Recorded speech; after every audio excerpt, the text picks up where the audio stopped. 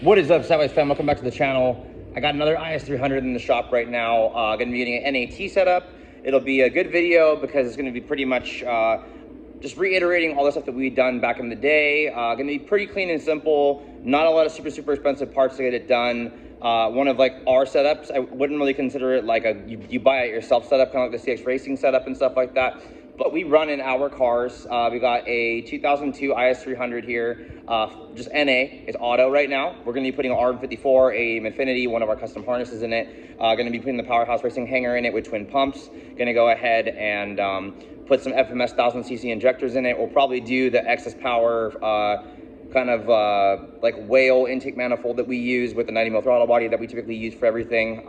Should be pretty like simple, like how we've done the majority of our stuff. We're not going to get too crazy. Customers just looking for around 400 horsepower, which should be no problem at all. If you haven't seen my video on NAT, I will link it in this video as well, so you can go ahead and watch it as well. I'm pretty sure that's like our pretty much mostly viewed video that I have. And start pulling the motor out of this thing, getting the auto out, getting everything out, getting the bake cleaned up, getting the bumper off, and we'll go ahead and get going in. Wanted to get one little walk around of the car.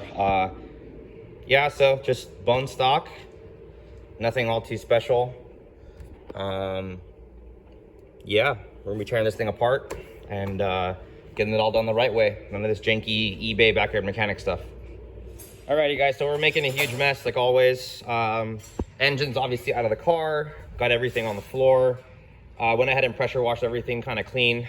He already did the timing belt, VVTi gear, all his seals and everything, so that's pretty nice. Everything should be kind of loose because he's already pulled it apart. We're gonna give it a couple more sprays. I need to go ahead and get the pan bunged, start welding up the water lines because we want it to look super clean. We're going to go ahead and remove this oil filter housing, convert it to our sandwich plate to put all our AEM sensors in it, and to give us a little bit more room to be able to kind of get to everything, have more room underneath it. I'm going to go ahead and get the harness installed today. If we have the hardware for the clutch kit, we're going to get his brand new RM54. I think it's fully built, installed. And then we have his clutch kit. All the other parts we're going to be putting in today too. I'll be doing a video about the Powerhouse Racing ABS Delete with the brake bias controller. I've never done that install, but it is pretty badass. They did recommend it, so we're gonna go ahead and give it a try on his car. We have a whole bunch of parts everywhere.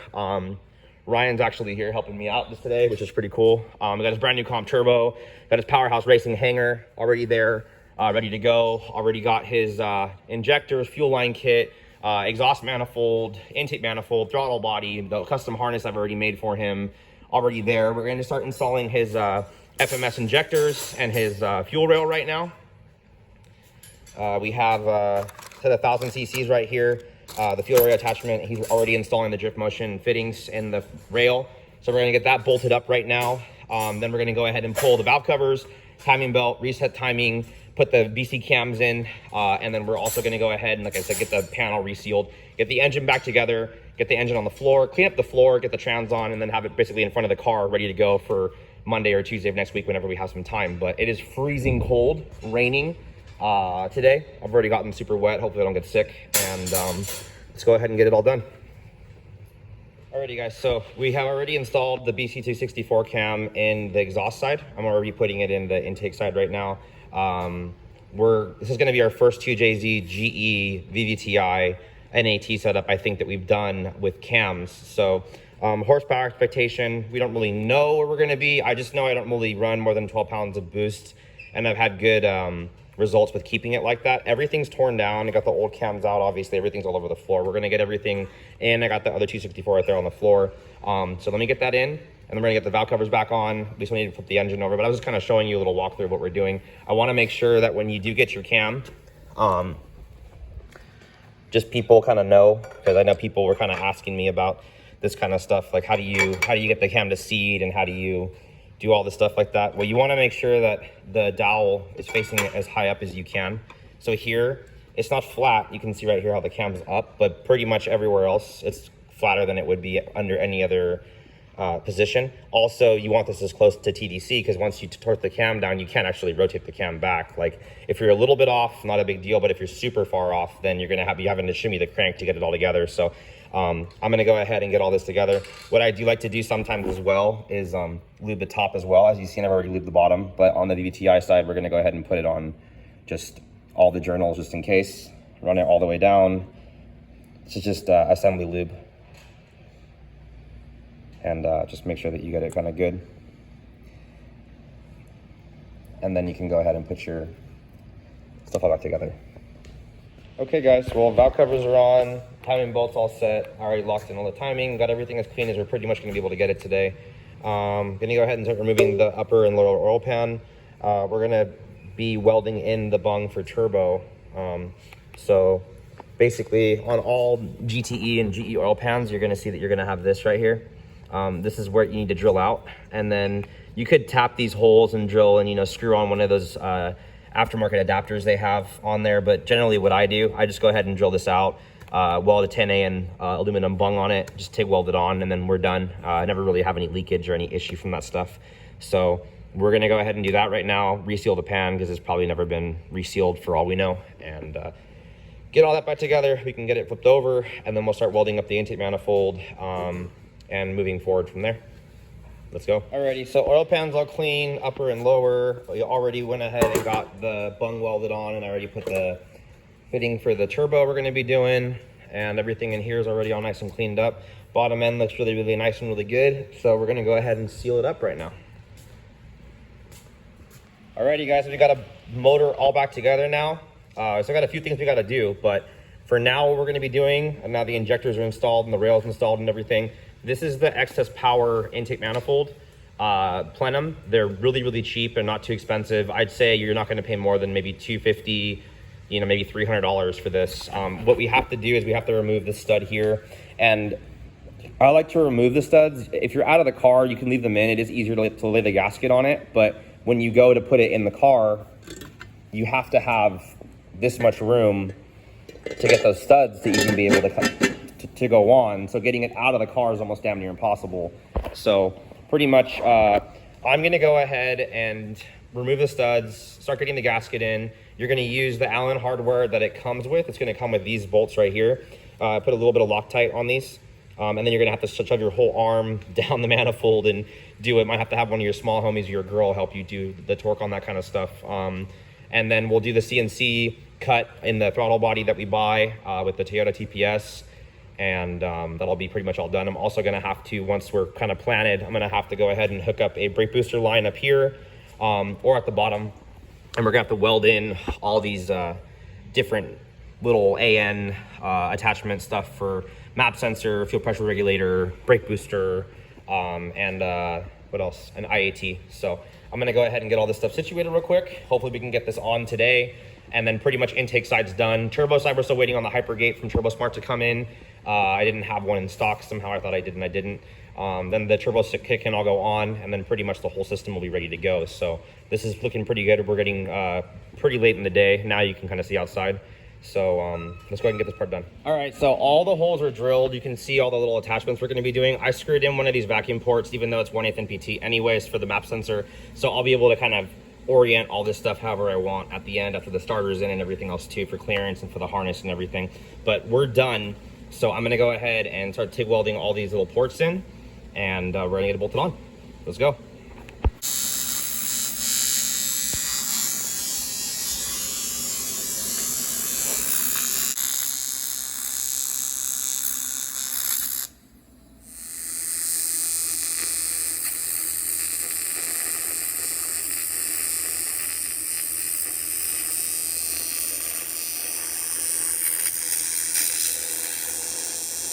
Sleep on the engine and get our arms stuck.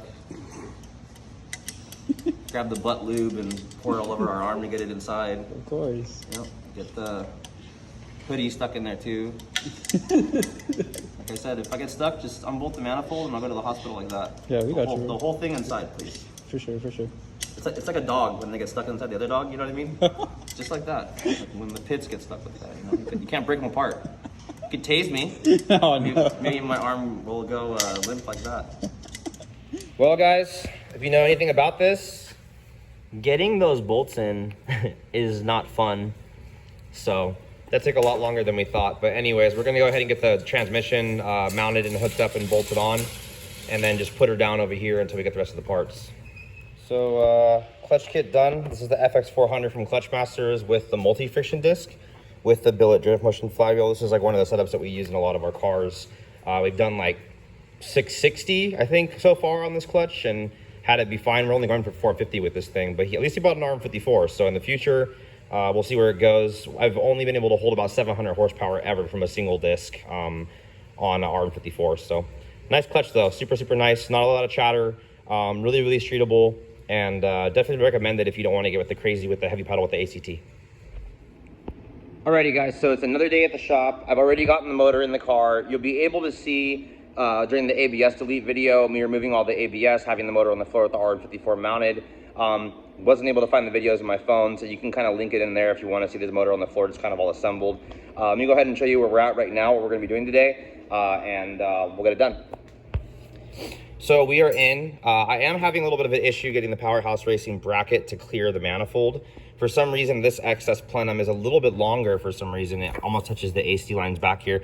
So we're gonna have to do a little bit of bending to make it fit. It was kind of a pain in the butt to get it in the car. I don't know what the deal was of why the mounts are being such a pain in the butt to get, but I got it in. It doesn't matter, we're good to go. I've already started to install my wiring harness. I did, for some reason, put the wrong connectors on the harness. Instead of using like an EV6 for the ID style 1000cc injector, I put EV1. I don't know if I thought I had ordered a different injector or whatever. I did put it in without the exhaust manifold on, only because we did not have the hypergate here yet from TurboSmart. I usually run a standard hypergate 45. This time I went and got him a sleeper design one. We did order him last time a 6465 with a 68 AR.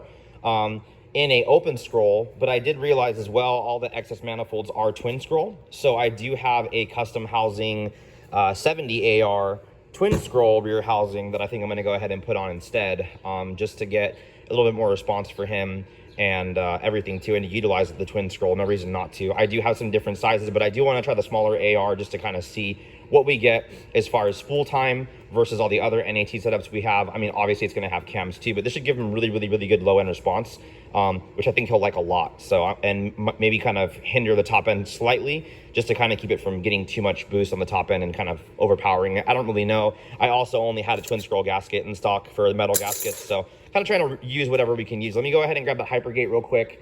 My buddy came over here and kind of made a mess. I don't know what the hell's going on with all this stuff everywhere, but we'll get the shop clean after we're a little bit farther down. I'll go ahead and go over fuel system. We're going to hopefully today get the fuel system finished in the back, lines ran, regulator mounted, and we'll go ahead and get the turbo kit installed, maybe all the lines and everything done to that as well, get the radiator put in. If I do get that done, I can put the AC, the power steering in. I don't know if I'll have enough time to get the power steering stuff done and finished, but I do need to still go ahead and do the throttle body, CNC cut the throttle body we'll do later and everything too, so that we can go ahead and mount it on. I need to drill it, a whole bunch of stuff, but it is like 10 o'clock. I have a few hours to get some of this stuff done, so let's get going.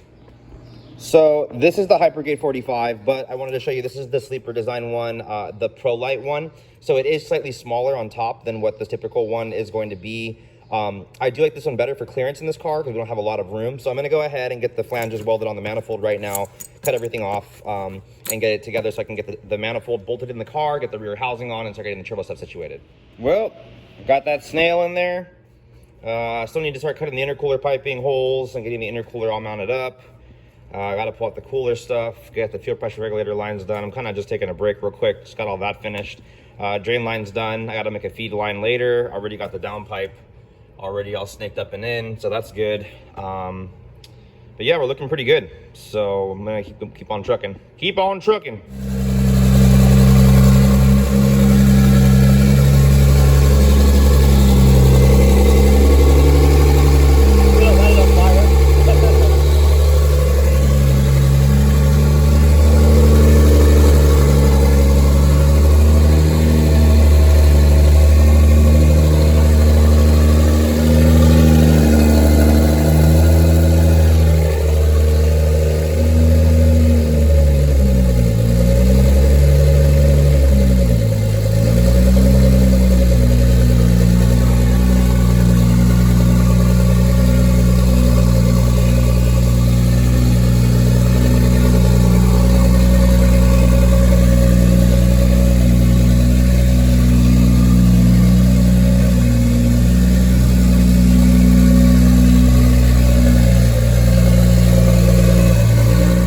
Sorry for not getting back to you guys throughout the videos. A lot of stuff I had to go ahead and finish on this thing, and I didn't get a chance to really film everything, so we're pretty much done with the car behind me. I'm gonna go ahead and show you guys. The car's gonna be ready for dyno for the next video for you guys.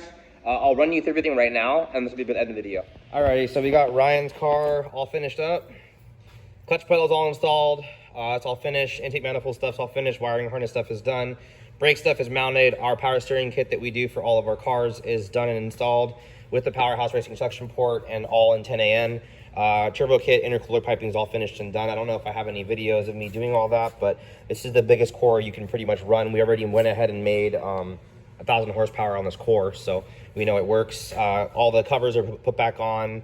All the wiring is finalized. ECU stuff is put away. This setup does have the ECU relocation kit that I build with it, so you no longer have to run the battery box up here. As you can see, we do have the room now to be able to have everything that we want up here, you know, not have it look like a complete mess. ABS stuff being gone is a huge good great thing. As far as the battery being gone, now we have room to put a catch cannon later when he does a GT eval for conversion. Getting into the car, mind the mess on the seat. Yeah, it is messy, but drift motion short shifters installed with the billet housing. That's already all been done. If you want to look in here, basically stock ECUs. Here, let me go ahead and get the light on. So in the glove box, we have this factory ECU. We have the AEM Infinity, the igniter, our BTI, which I've already went ahead and mounted up there in his sunglass holder. So, I mean, everything in here is done. Fuel pump controls down here. I've already ran the wire from the fuel pumps assembly. Let me go ahead and go on the other side of the car. Glorious day in California, guys, with the rain that's been here every single day. I'm building this damn car. But let me go ahead and go you through the Powerhouse Racing setup real quick. The hanger is installed. Let me get the light on this one as well. So we have our 2 fuel pump relays in the trunk going to my sub harness. It's already been ran through this. It'll go under the seat and under the driver's or passenger seat, whatever you want to run to the ECU. I might make these a little bit longer next time so I can tuck it underneath here. I guess I would need like another like 4 feet or 6 feet probably just to get it all the way through the paneling. But anyways, doesn't matter. These are the triggers to the relays to go ahead and trigger the pumps on. These are the switch power to the relays. That's going to go ahead and give it proper voltage. And then in the back, the relays are back there by the battery. Battery is in the trunk behind here. And then this is the Powerhouse Racing triple fuel pump hanger. You have your 2 wires to your sender. So the sender works as factory. You pop the factory sender in there. You got a 6AN return with a 8AN ptfe line that goes all the way from here to the front of the car.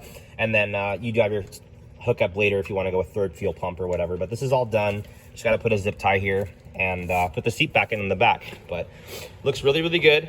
I'm super happy with it.